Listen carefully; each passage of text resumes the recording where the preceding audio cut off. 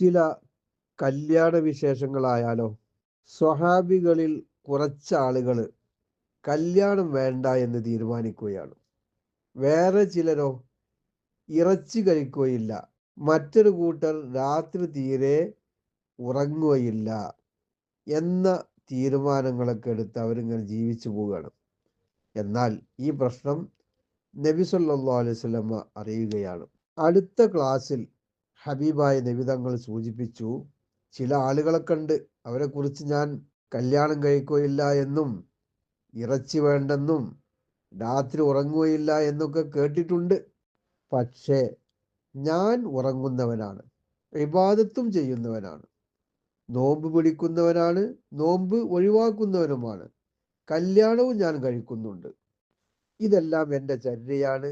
ഈ ചര്യയെ ആഗ്രഹിക്കാത്തവന് എന്നിൽപ്പെട്ടവനല്ല. ബഹുമാനപ്പെട്ട ഇബ്നുൽ ഹജർ അൽ ഹൈത്തമി റളിയല്ലാഹു അൻഹു എന്നിൽപ്പെട്ടവനല്ല എന്ന് പറഞ്ഞതിനെ വിശദീകരിക്കുന്നുണ്ട്. അതായത് എൻ്റെ സുന്നത്തിനെ ഒഴിവാക്കിയവൻ എന്നാണ് അതിൻ്റെ അർത്ഥം. മറിച്ച് സുന്നത്തിനെ നിന്ദതയോടെ ഒഴിവാക്കിയതാണെങ്കിലോ അത് കുഫറിലേക്ക് കൂട്ടുമെന്നാണ് വിവക്ഷ. നിക്കാഹ് സംബന്ധമായി ഒരു 4 വിധികൾ നമുക്ക് മനസ്സിലാക്കാം.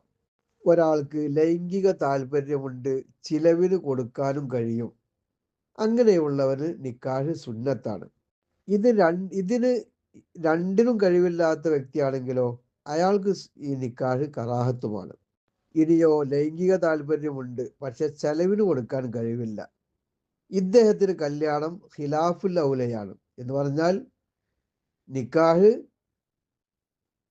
ഒഴിവാക്കലാണ് നല്ലത് എന്നർത്ഥം. നിക്കാഹ് ചെയ്യുമെന്ന് ഒരാൾ നേർച്ചയാക്കിയാലോ അയാൾക്ക് കല്യാണം കഴിക്കൽ നിർബന്ധവുമാണ്. ഈ 4 മസല നിക്കാഹിനെ കുറിച്ച് മനസ്സിലാക്കുക.